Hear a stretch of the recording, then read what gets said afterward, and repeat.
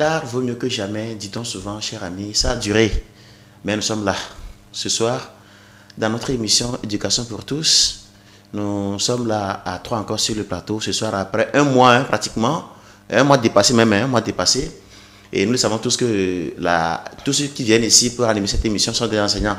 Donc, la fin de l'année, il faut corriger la feuille des examens, il faut relever les notes, il faut tout faire pour que les résultats sortent. Vous allez constater que depuis 7 ans-là, on n'est plus venu ici au studio pour animer l'émission avec vous.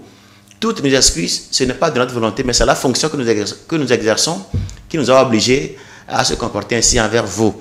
Donc, toutes nos excuses. Et après ça, n'oublions pas que les élections municipales sont en cours. Donc, il y a les campagnes qui ont fini hier. Donc, ce qui fait que parmi nous, il y a des candidats qui sont partis donc, battre campagne dans différentes localités. Ce qui fait que l'émission, vraiment, on a eu de la peine à l'animer. Mais toutes nos excuses, on est là maintenant. Nous allons, pendant ces vacances-là, être avec vous et partager des connaissances pour ne serait-ce qu'apporter beaucoup de plus donc, à notre système éducatif dans notre pays. Aujourd'hui, comme je l'ai dit, nous avons fini quand même tous les examens. Et il va falloir qu'on fasse un peu recours aux différentes taux de réussite dans chaque type d'examen. Et quand on prend le bac 2, ils sont donc 72,63%. Et le probatoire, et ça fait 60,49%. Le BEPC, 51,41%. Et le CPD, c'est là où les élèves ont surpris, ça fait 97,98%. Voilà un peu les taux de réussite dans chaque examen que nous avons eu à corriger lors de ce temps-là, lors de ces moments-là que nous étions absents avec vous ici. Mais ce soir, ils sont là, ceux qui ont corrigé les feuilles des élèves, que ce soit le bac 2, le BPC, le CPD, le probatoire, ils sont là avec nous. Nous allons tourner un peu nos regards envers eux pour les recevoir, les saluer d'abord et voir quelle analyse vont porter pour ces différentes taux de réussite dans différents examens. Monsieur Noudoukou, bonsoir. Bonsoir, monsieur Frédéric. Comment vous allez? Je me porte très bien, je me porte à merveille. Et la fin d'année? Ah, la fin d'année, ça va. Ça va. Avec les méandres des examens, oui. Avec tous les protocoles qui s'en ont suivi. Oui. Et Dieu merci, on tient debout, on ne peut que rendre grâce. Merci beaucoup. Nous sommes en plein pied dans les vacances. Nous sommes en plein pied dans les vacances, exactement. Oui, vraiment. Et chers amis téléspectateurs, vous n'allez pas avoir toujours les mêmes physionomies. Aujourd'hui, on a reçu pour vous un nouveau invité. Il s'appelle Monsieur Dominique Pacha. Il est professeur au lycée de Vaux-Coutimé. Ah, ce soir, on l'a supplié de venir apporter son plus, de venir nous accompagner, de venir faire chemin avec nous. Il n'a pas refusé. Monsieur Pacha, bonsoir. Bonsoir, monsieur Frédéric. Bienvenue. Merci. Et comment vont les gens de Coutimé? Tous se portent bien. Et vos élèves? Ah, on rend grâce. Rendez grâce. Bien. Et la vacance? Ah, on est dedans en plein pied. En plein pied. Je suis heureux d'être avec vous ici ce soir. Oui. Bon, je vous donne quelques secondes à saluer certains amis avant qu'on ne commence l'émission. Merci. Oui. Le plaisir pour moi. Oui. D'abord, je salue tout le personnel du lycée Vaux-Coutimé. Oui. À leur tête, monsieur Amikbo Yao, Oui. le proviseur de ce lycée. Oui. Le doyen, monsieur Matou Kossivi. Oui. D'ailleurs, c'est grâce à lui et Oui. je suis dans vos locaux aujourd'hui. On le salue là actuellement. Vraiment. Oui. Et je salue aussi toute ma famille. Oui. La famille Patou. Depuis Haouté. Depuis Haouté. Merci beaucoup. Monsieur Noukou, quelques d'autres amis à saluer? Je vais penser très rapidement à mon doyen et cher collègue, Oui. monsieur Bonfo. Oui, monsieur Bonfo, vraiment. Et je salue également monsieur Matou. Oui. Et avec eux, nous avons souvent l'occasion d'animer ensemble ce plateau. Oui. Aujourd'hui, ils ne sont pas avec nous. Oui. Et je leur fais un clin d'œil. Oui. Et je salue également toutes les autorités Oui. administratives Oui. et pédagogiques Oui. de notre préfecture de Vaud. Merci beaucoup, chers invités. Je m'en vais, quant à moi, dire un spécial bonsoir à monsieur Laou Kodjougan. Et je rappelle qu'il est le directeur de EFC. Je le salue ce soir. Je tends mes mots de salutation également à mon frère Pana Blanca Sissé, mon frère Romdov depuis Atapamé, et mon ami Aziamblé Raoul, et tous ceux qui me connaissent. Je ne vais pas oublier, d'accord, mon inspecteur, monsieur Anani Messan, qui fait les pieds et les mains pour que les travaux aillent bien dans son inspection. Vraiment, on lui jette les fleurs pour les travaux de cette fin d'année. Vraiment, on n'y croit pas. 97,98, c'est beaucoup grand. Pardon, c'est beaucoup. Je m'en vais rapidement chez mon premier invité, M. Noudoukou. Voilà tout à l'heure les taux de réussite dans différents examens. Quelle analyse faites-vous par rapport à ces taux que nous avons reçus cette année? Tout d'abord, je tiens à remercier le bon Dieu et pour son concours qui nous a apporté à nous aider et dans cette tâche et qui est d'accompagner ces différents candidats qui ont eu à passer leurs différents examens. Donc, je remercie également de partout, sur toute l'étendue du territoire, tous les collègues qui ont pris au sérieux et avec professionnalisme leurs fonctions. Ils ont eu à accompagner ces enfants, à leur donner les cours, à les accompagner dans l'exercice, les devoirs, les compositions pour les préparer à affronter ces différents examens. Et merci également aux élèves eux-mêmes qui ont dû prendre au sérieux leur avenir en se préparant et en affrontant avec succès ces différents examens dont nous sommes en train de mentionner les taux.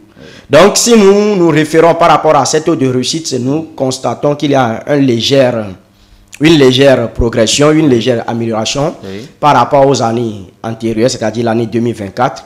Donc, on ne peut que se féliciter et on ne peut que jeter la fleur au gouvernement et à tous ceux qui ont eu à participer activement à ce travail d'ensemble dont nous jouissons tous aujourd'hui les résultats. Merci beaucoup, M. Ndoukou. Je rappelle qu'il est le professeur de français au CEGEFC, École de la Famille de Christ de Vaughan. Monsieur Patou Dominique, professeur au lycée de Vaucoutimé, professeur d'histoire géographie, ça non? D'histoire géographie. Merci beaucoup. Dites-moi, quelle analyse vous faites donc de cette de réussite que nous avons cette année? Merci beaucoup, monsieur Frédéric. Je vous en prie.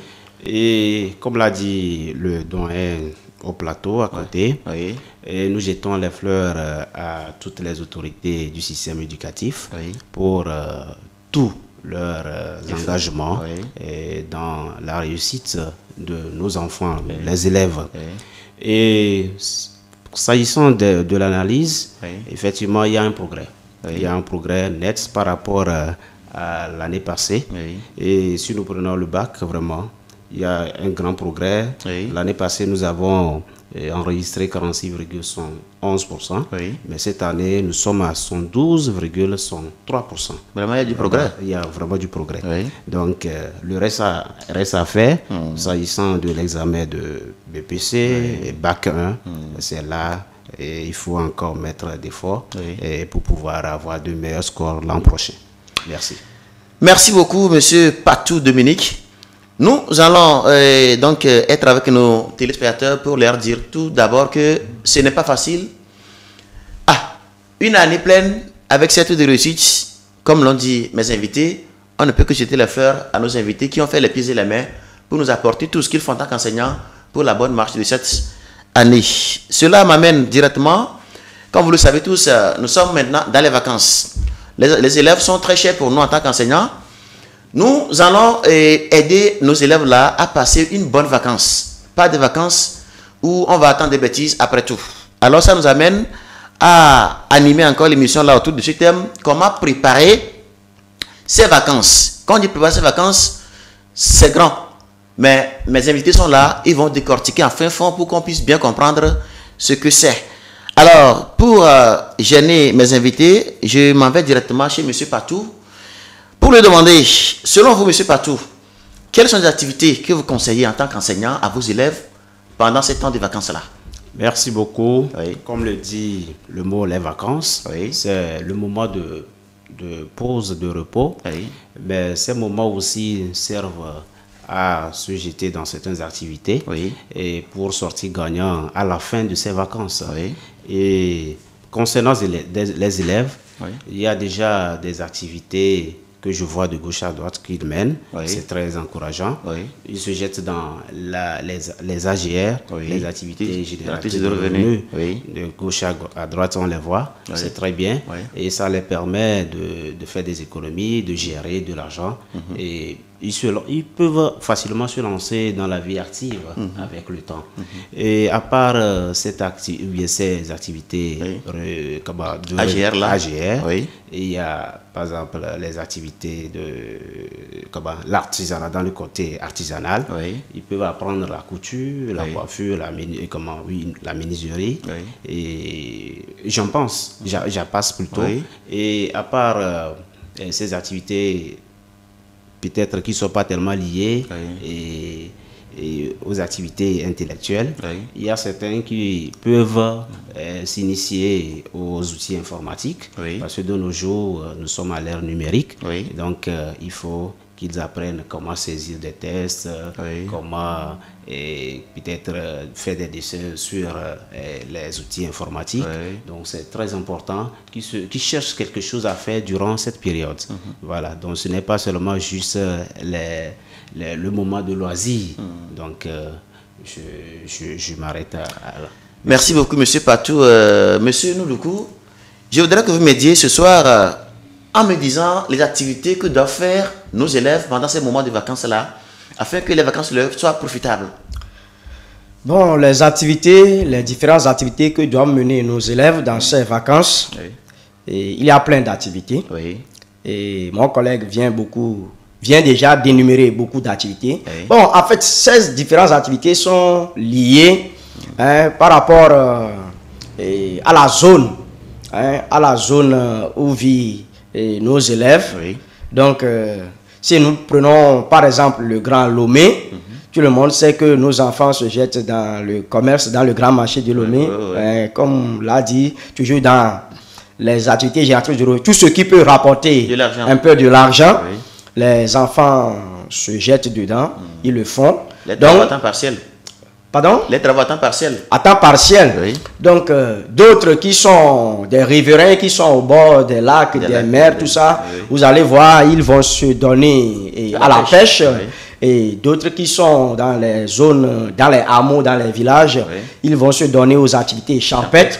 L'essentiel est que l'enfant ne soit pas quelqu'un qui ne s'occupe pas lui-même dans ses vacances, mais qu'il fasse quelque chose qui peut l'aider quand même à subvenir à quelques besoins dès que la reprise de l'année qui est devant nous va s'annoncer.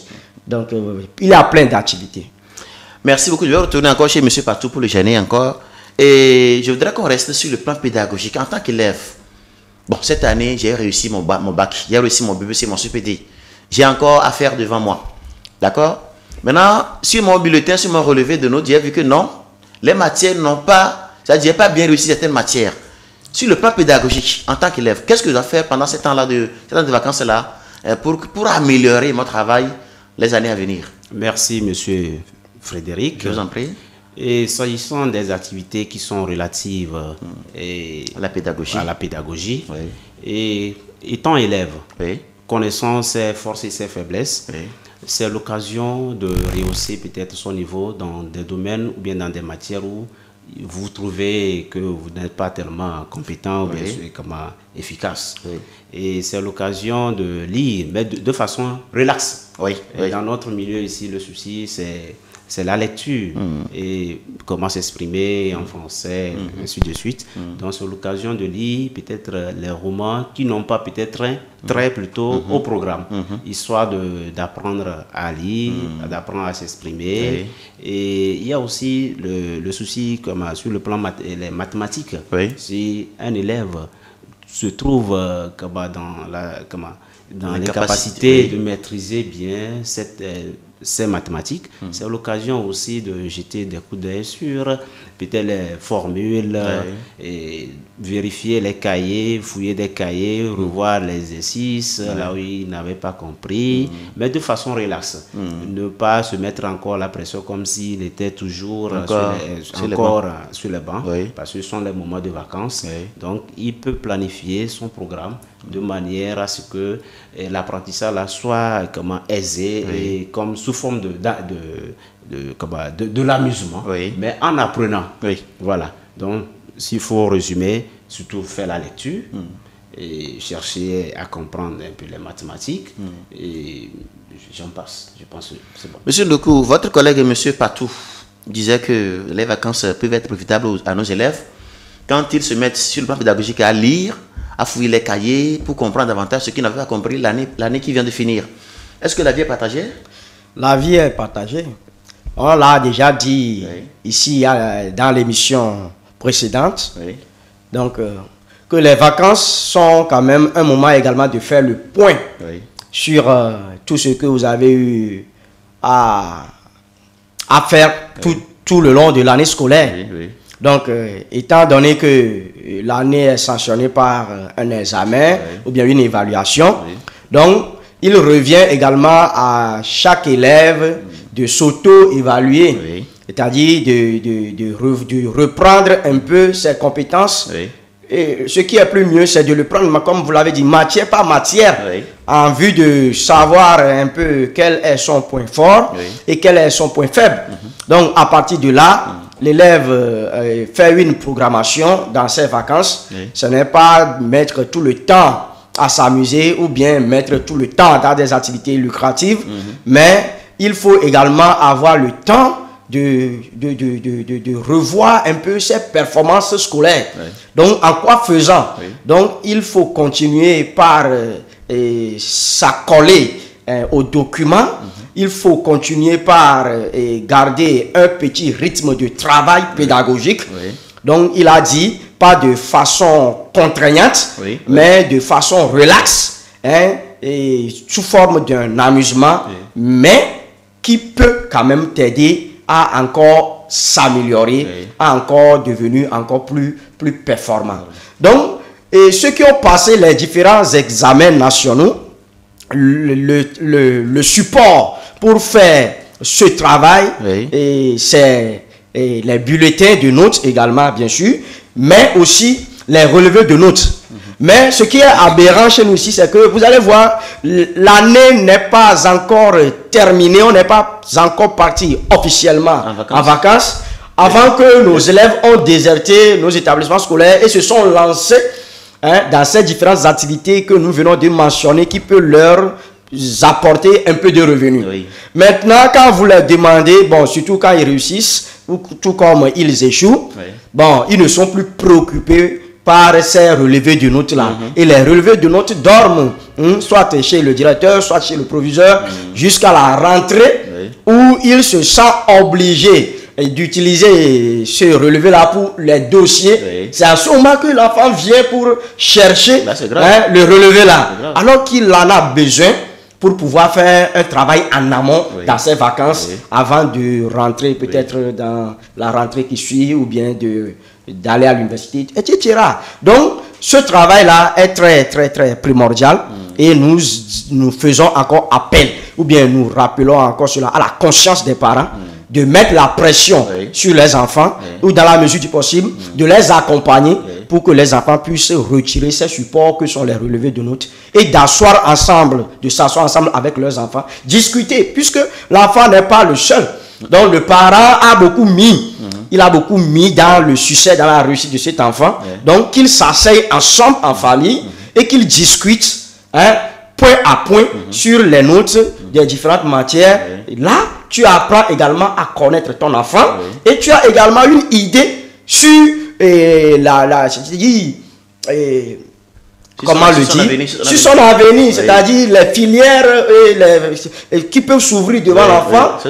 Les orientations, tu peux aider l'enfant, tu peux l'orienter. Donc, ce travail-là doit se faire en famille avec les parents et avec les enfants eux-mêmes. Donc, c'est très important que les enfants s'auto-évaluent pour savoir que faire à l'avenir pour mieux encore réussir leur examen. Je reviens tout à l'heure chez vous, mais bien avant ça, je vais aller chez M. Patou. M. Pacha, excusez-moi, M. Pacha. La prononciation du nom, excusez-moi beaucoup. Oui, vous disiez tout à l'heure qu'on doit aussi lire pendant ces vacances-là et pour améliorer son style. Dites-moi, comment un élève doit lire? Merci. Puisqu'il ne suffit pas de prendre le roman et lire comme on lit le journal. Voilà. Oui, comment lit-on un roman? Merci beaucoup. Je vous en prie. Voilà. Et s'agissant de la lecture, peut-être des romans dont j'ai fait cas tout à l'heure, l'élève, en lisant, a sa liste ou bien sa fiche de lecture. Quand on dit fiche de lecture, peut-être c'est un cahier dans lequel il relève le nom de l'auteur, le titre d'abord de les gros mots qu'il ne comprend pas, les gros mots qu'il ne comprend pas, les expressions, les personnages, etc. Et c'est l'occasion même d'aller chercher les mots qu'il ne comprend pas. Et s'il fait une petite lecture de 3 à 10 pages, il se repose. Ce n'est pas contraignant, comme ce n'est pas obligé qu'il finisse peut-être le roman là dans la journée. Donc, il dit au fur et à mesure, et quand il trouve un temps libre, c'est consciencieusement, toi-même tu sais que je suis faible ici, donc qu'est-ce que je dois faire pour que je rehausse plutôt mon niveau. Donc, c'est ça, tu t'amènes à petit coup et tu joues un peu, tu viens, tu lis un peu, et ainsi de suite. Donc, ce n'est pas faire une lecture et aller réciter quelque part. Non. Et en lisant, tu cherches à comprendre. Si vous avez des frères ensemble, vous pouvez les approcher. Ok, je n'ai pas compris telle expression, qu'est-ce que cela veut dire. Peut-être ça va t'amener à mieux comprendre le roman que tu lis. D'ailleurs, il faut chercher aussi le roman de son niveau. Donc, il y a des romans policiers, il y a des romans, il y a les dessins animés, c'est-à-dire écrits. Voilà, donc des bandes dessinées. Donc, avec les images à l'appui, c'est encore intéressant à lire. Et vous apprenez des expressions comme ça. D'accord, merci beaucoup. Comme c'est une émission éducative, je m'avais dit le professeur de français, et quand on prend la seconde A, que ce soit la seconde S, bien de seconde jusqu'en terminale, est-ce qu'il peut nous citer quelques romans qui peuvent aider les enfants pendant ces vacances-là? Bien, vous n'avez pas ça dans la tête.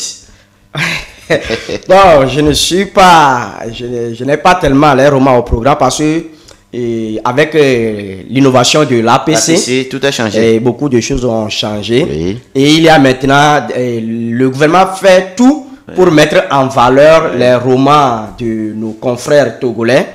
Donc, il y a assez de nouveaux romans qui sont introduits dans les programmes. Et je pense que nos élèves même sont en contact avec ces documents-là. Et s'ils ne sont pas en contact, c'est également l'occasion de demander.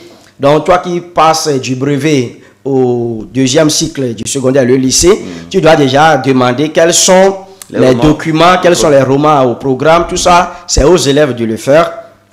Et moi, je peux citer, bon, pour ceux qui entrent en 6e, donc, il y a le roman de Dissirama Boutoura Takba, le journal d'une bonne, roman togolais inscrit au programme. Donc, en 5e, il y a le roman Maïmouna d'Abdoulaye Sadi. En 4e, il y a Pourquoi moi d'Amzat Abdel Hakim, ou bien Les larmes au crépuscule de Steve Bojona. En 3e, il y a Sur les routes sanglantes de les îles de Inando, Moïse. Et il y a des romans français également, comme bon, j'oublie un peu là.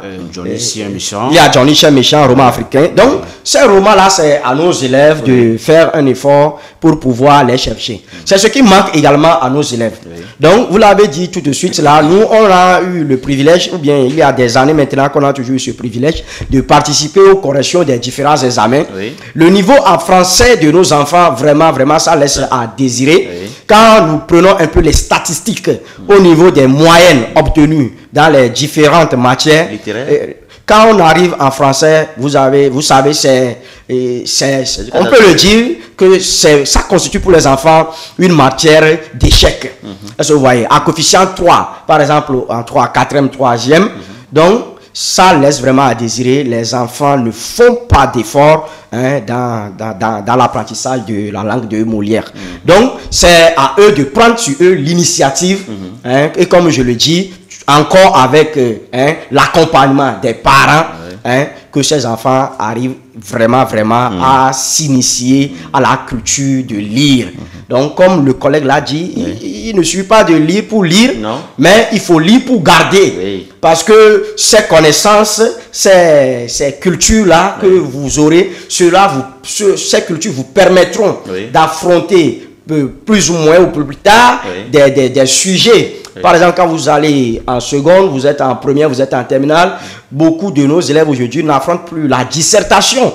Donc, ils passent à côté et ils se cherchent avec la contraction du test Mais là-bas aussi, c'est des bizarreries. On copie le test.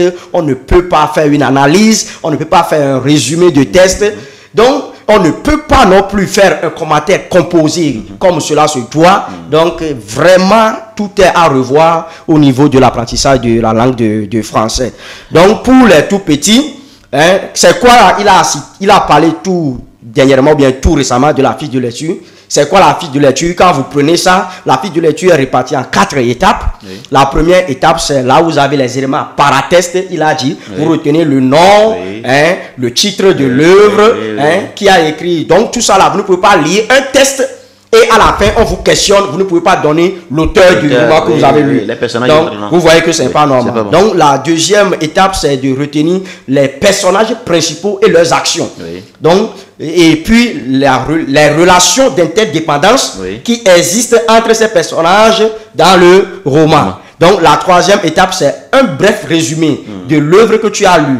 Donc tu dois garder cette trace-là, cette trace écrite en tête. Si un jour quelqu'un te demande, tu as lu Sous l'orage de Sédou Badian, qu'est-ce qui se passe dans ce texte? Donc tu dois pouvoir lui retracer en quelques lignes les idées essentielles meublées dans ce roman-là. Et la dernière étape, c'est ce qui vous a intéressé, ce qui vous a plu dans le roman.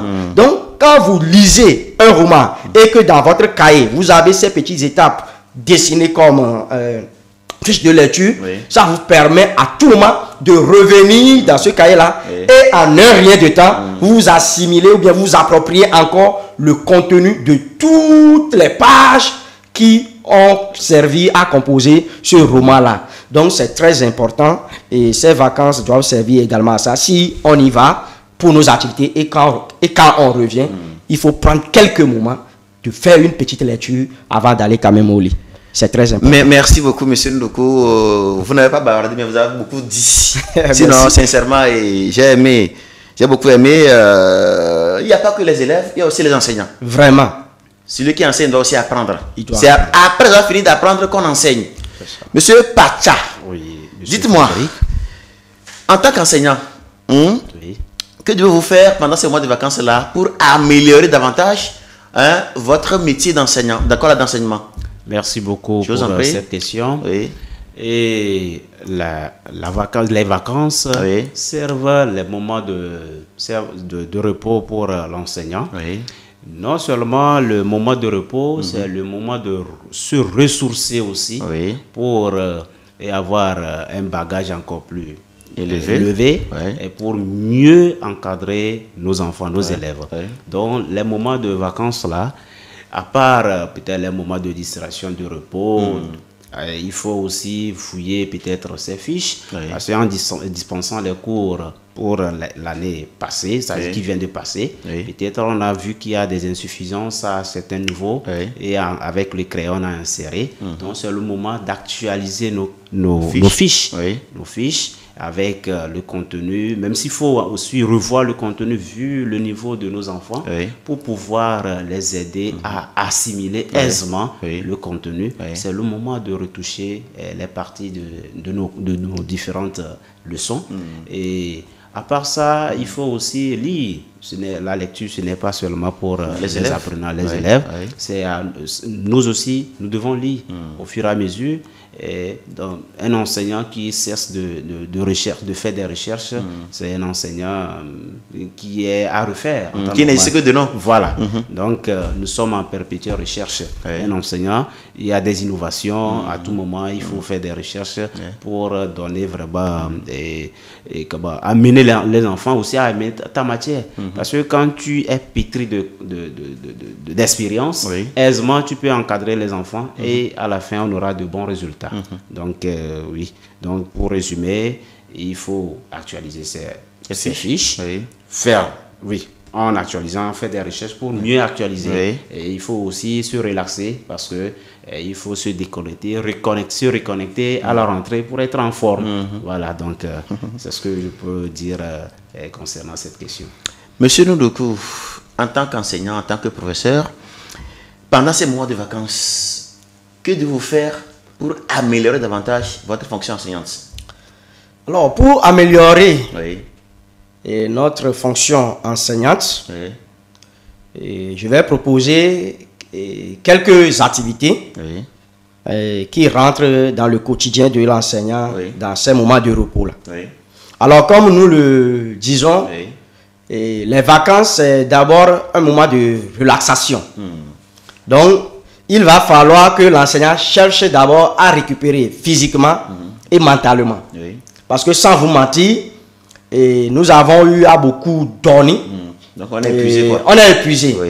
On est épuisé physiquement. Le fait de tenir debout chaque jour et avec les enfants dans les classes, se réveiller très tôt, se coucher tard dans la nuit. Je te dis, c'est toute une routine. Donc maintenant que on est un peu coupé de ce rythme, et je ne sais pas, bon, qui nous a tellement épuisés. Donc c'est le temps maintenant que l'enseignant prenne un repos suffisant. Il prenne un repos suffisant. Et puis également, c'est le moment de prendre également grand soin de sa famille, d'accorder du temps à sa famille, à sa famille, à son épouse, à ses enfants. Peut-être que les enfants ne l'ont pas vu pendant une année. Pendant une année, oui, il y en a. Si vous êtes muté sur un poste, vous n'êtes pas avec la famille. Vous voyez, il y a des collègues qui se déplacent. Hein, et avec aussi ces côtés négatifs, hein, vous allez voir, il y en a dans ces déplacements-là qui perdent la vie. Mais c'est aussi un besoin de retourner le week-end, voir sa famille. C'est tout à fait normal. Est-ce que vous voyez? Donc maintenant qu'on a le temps de rester un peu avec eux, il faut leur donner le minimum de temps possible, le maximum de temps possible pour s'occuper de ces enfants-là, pour s'amuser avec un peu la famille. Donc se détendre, voyager, hein, tout ce qui rentre dans le plaisir, je pense que cela est commode avec ces moments de vacances-là. Donc c'est également le temps de se cultiver, comme l'a dit Monsieur Pacha.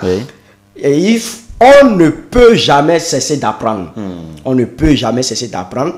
Donc, étant donné aussi que notre programme avec lequel nous développons le cours subit des changements répétitifs. Donc, vous allez voir que ces moments également de culture, d'enrichissement, mais également, ce sont également pour nous des moments de formation. Vous allez voir que bientôt, la hiérarchie va commencer encore par nous appeler pour de petites formations avant de se relancer pleinement dans l'année qui vient. Tout cela contribue à améliorer les performances de l'enseignant dans sa classe et sur le terrain. Donc, il faut également prendre du recul par rapport à soi-même en tant qu'enseignant pour s'évaluer aussi. Réfléchir un peu tout ce qui a marché bien ou tout ce qui n'a pas marché bien pendant l'année scolaire. Il faut également noter des changements que vous voulez apporter à votre façon d'évoluer vos leçons, à votre façon d'encadrer vos élèves. Donc, les changements que vous voulez apporter à votre façon d'évaluer les enfants. Donc, tout cela, l'enseignant pense à ça une fois qu'il est à table pour renouveler ses fiches, comme le collègue vient de le souligner. On pense à tous ces paramètres-là qui rentrent dans ce travail là qui nous attend et que nous avons l'obligation de faire pendant ces vacances. Donc voilà un peu les activités auxquelles l'enseignant peut et doit se donner pendant ces moments de repos. Merci beaucoup. Pour ajouter un peu à ce que vous avez dit, je me rappelle bien que dans certaines villes, des fois, il y a des cours de vacances qui sont organisés. Voilà. Les parents qui voient que le niveau des enfants jusque-là ne va pas, doivent tout faire pour envoyer ces enfants-là dans cette école-là, pour encore les appuyer, les aider davantage à faire l'année qui va venir. En plus de ça, je suis nouveau dans la classe. Je sais que cette année, j'ai réussi à mon examen. J'ai réussi, et ça dit à mon examen de passage et à mon examen de fin d'année. Mais qu'est-ce que je dois faire? Je dois commencer par gêner mes grands frères, mes aînés, qui ont déjà fait la classe là, prendre leurs documents, lire un peu, pour voir réellement ce qui se passe là-bas, ce qui m'attend l'année prochaine avant d'y aller. Ou bien, n'est-ce pas? Effectivement. Merci beaucoup. C'est seulement ça que je veux ajouter. Je veux toucher un point très intéressant. Mais je vais gêner M. Pacha. Et s'il me le permet, et M. Pacha, dites-moi, on constate depuis fort longtemps que la majeure partie de nos élèves, après l'obtention de leur diplôme, traînent les pas à la maison. Pourquoi? Parce qu'il n'y a pas de métier à exercer. Ne voyez-vous pas qu'on peut prendre ces petits temps-là de vacances des congés, que ce soit des temps ou bien congés de Noël, de Pâques, pour rester auprès d'un patron d'un métier. Ça peut être la mécanique, ça peut être l'électricité, je ne sais pas encore quoi, pour apprendre un métier. Hein? Comme ça, après son diplôme, on peut exercer ça en attendant une fonction proprement dite. Merci, M. Frédéric. Je vous en prie. La question est très pertinente. Merci. Effectivement, de nos jours, oui, l'État ou bien le gouvernement, oui, ne cesse de le répéter, de, oui, le dire. Et le gouvernement ne peut pas embaucher tout le monde dans, oui, la fonction publique. Non. Et de nos jours, c'est de l'entrepreneuriat. Oui. Et pour entreprendre, il faut avoir des compétences professionnelles. Oui. Et pour entreprendre, il faut avoir une capacité de rendre service à la société d'une manière ou d'une autre, oui, sans être dans la fonction publique. Et pour en arriver là, il faut apprendre un métier. Oui. Et nous avons plusieurs métiers dans notre milieu. Oui. Et concernant nos élèves, oui, il y a certains parents, oui, qui, vu la situation actuelle, envoient leurs enfants, même du couple mère déjà, à apprendre un métier. Oui. Oui. Je connais un parent, très tôt, il a envoyé son enfant à la coiffure pour que l'enfant apprenne à coiffer. Et à la maison actuellement, c'est l'enfant qui coiffe toute la famille. Regardez. Donc déjà, c'est un plus. C'est un plus. Oui. Et c'est pendant ces moments de repos là, de, oui, vacances, oui, il y a congé et surtout les grandes vacances là, oui, oui, que l'élève là, ou bien ses élèves, oui, peuvent se jeter dans ces gens, dans ces activités, oui, professionnelles, oui, pour apprendre, avoir des capacités. Oui. Et s'ils ont après peut-être les activités, plutôt les examens, le diplôme général, oui, d'ordre général, oui, il peut se lancer dans l'activité professionnelle et, oui, gagner pour son propre compte. Oui. Et ça, c'est la famille qui gagne, c'est l'État qui gagne. Oui. Donc c'est vraiment important pour nos apprenants et aussi c'est aux parents en fait d'initier cela à leurs enfants. Oui. Voilà, ok, pour ces vacances, tu vas apprendre tel métier. Pour telles vacances, tu vas apprendre tel métier. Soit même pour tel métier, tu ne peux pas l'apprendre ou bien assimiler tout ce qu'il faut dans cette vacance. Oui. Donc, il peut échelonner durant 5 ans. Oui. Dans les vacances de 5 ans, là, ça peut permettre à l'apprenant d'avoir des compétences professionnelles. Oui. Et il peut maintenant après créer même son atelier en attendant. Donc, à part la menuiserie, il y a la maçonnerie, il y a la coiffure, oui, il y a pas mal, il y a pas mal d'activités donc dans lesquelles nos enfants, nos élèves peuvent se lancer pendant ces moments de vacances. Merci. Merci beaucoup, Monsieur Pacha. Oui. Monsieur Ndoukou, nous constatons que nos enfants ont leurs 2 pieds en éducation. Et après l'obtention de leur diplôme, ils sont à la maison, ils chôment, ils n'ont rien à faire. Selon vous, n'est-il pas bon d'apprendre un métier au même moment qu'on va à l'école? Il est bon d'apprendre un métier, oui, au même moment qu'on est sur le banc. D'accord. Si nous, certains, avons eu cette chance, peut-être que nous serons encore plus nantis que ce que nous sommes aujourd'hui. Oui. Oui. Il faut l'avouer. Et quelque part, ce n'est pas de la faute des élèves. Quelque part, ce n'est pas de la faute des élèves. Oui. Donc, je lance encore cette doléance au gouvernement de repenser un peu le système éducatif togolais. Toujours axé sur l'instruction. Oui. Donc, également aujourd'hui, vous allez voir, il y a même des difficultés qui entourent notre système. Oui. Est-ce que vous voyez? Donc, il y a beaucoup de choses que le gouvernement doit repenser. Et surtout ce côté que vous venez de soulever. Oui.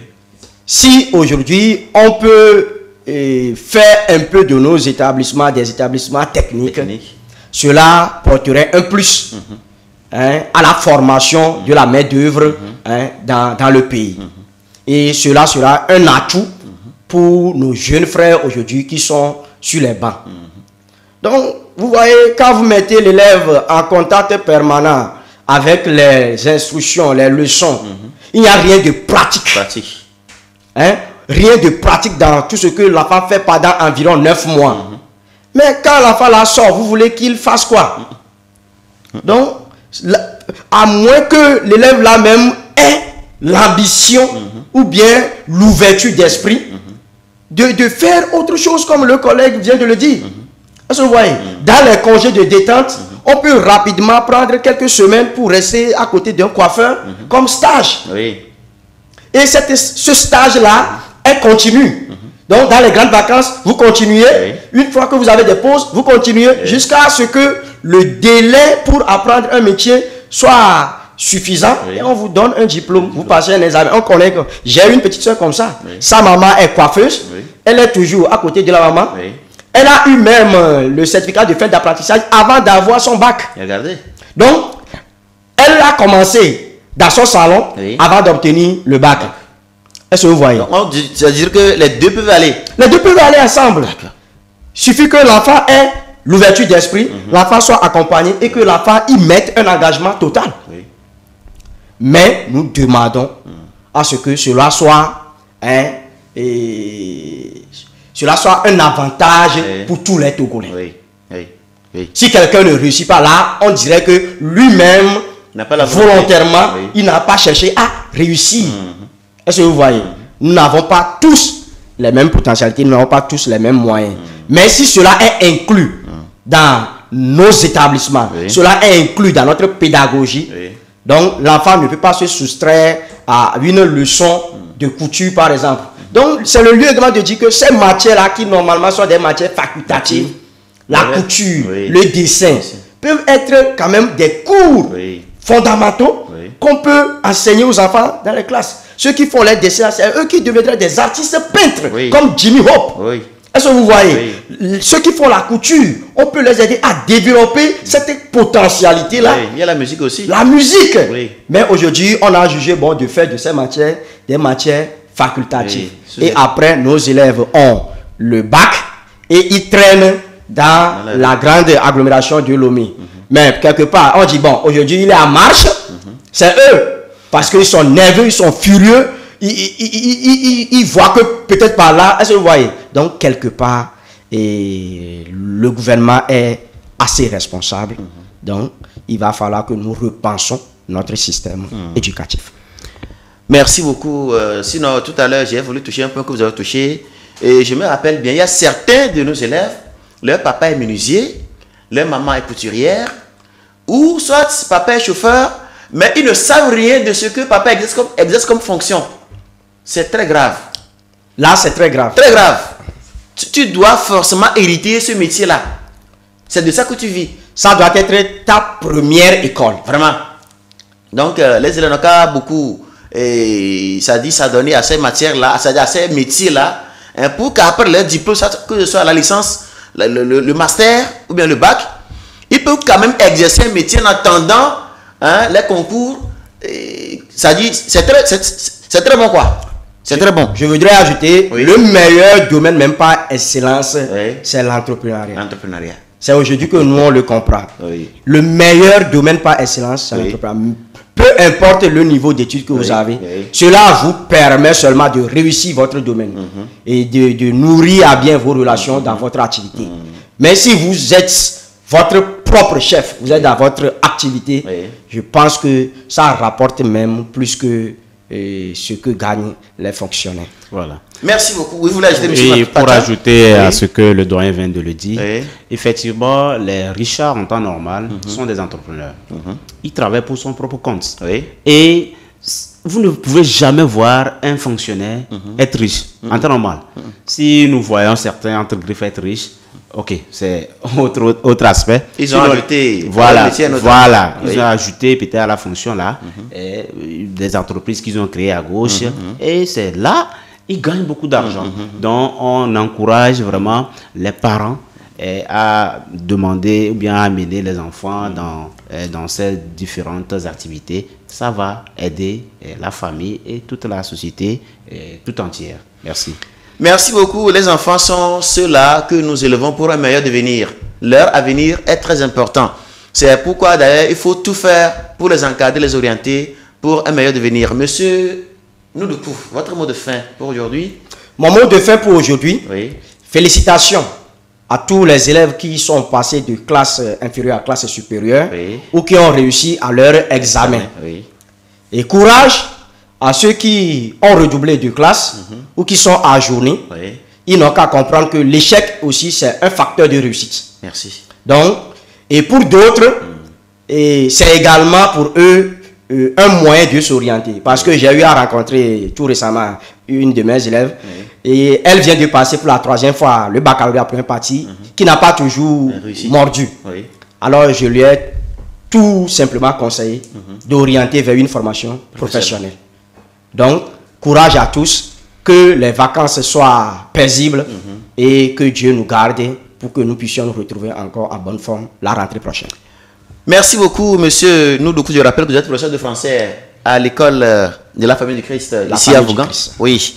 Monsieur Pacha, professeur Guissoujo, au lycée de Vaucoutimé. Votre mot de fin pour cette émission d'aujourd'hui? Merci beaucoup pour mon mot de fin. Oui. Et comme l'a dit le doyen tout à l'heure, c'est d'abord féliciter les candidats heureux et encourager les candidats malheureux.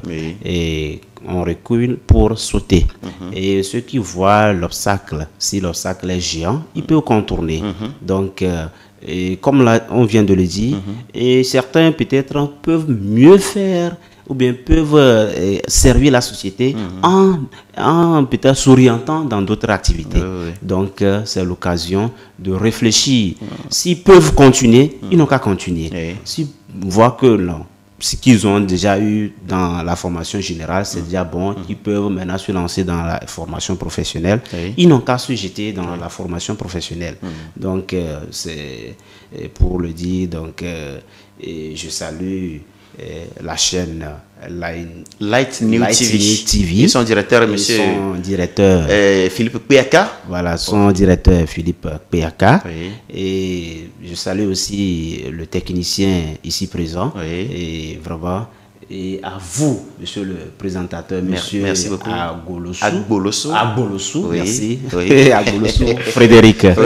Et ravi aussi pour moi de partager ce plateau avec mon doyen. Et vraiment, c'est un plaisir énorme pour moi. Plaisir partagé. Vraiment. C'est ma première fois de passer sur la chaîne. Et sincèrement, je suis très heureux. Et je souhaiterais être une partie. Il n'y a pas de souci. Pour partager. Il n'y a pas de souci. Merci beaucoup. Merci à toi aussi. Merci beaucoup, mes invités, monsieur Ndoukou et monsieur Pacha. Les deux qui ont accepté faire chemin avec nous ce soir dans notre émission Éducation pour tous. Ils ont touché des points très importants, des points essentiels. Si nous les mettons en pratique, nous allons voir que d'ici 5-10 ans, nous allons voir qu'on ne parlera plus de choses, de chômeurs, mais on va parler plutôt beaucoup plus de métiers professionnels. Il faut avoir les deux pieds uniquement que dans les études. Est-ce que c'est bon? Je ne crois pas. Avoir un pied dans les études et avoir un autre pied dans le domaine professionnel, ce serait bien. Donc, après les diplômes, on peut toutefois devenir patron et exercer facilement son métier. Donc, prenez en compte tout ce qui est dit ici sur le plateau et vous verrez que l'avenir sera beaucoup plus garanti. Merci beaucoup et à la prochaine.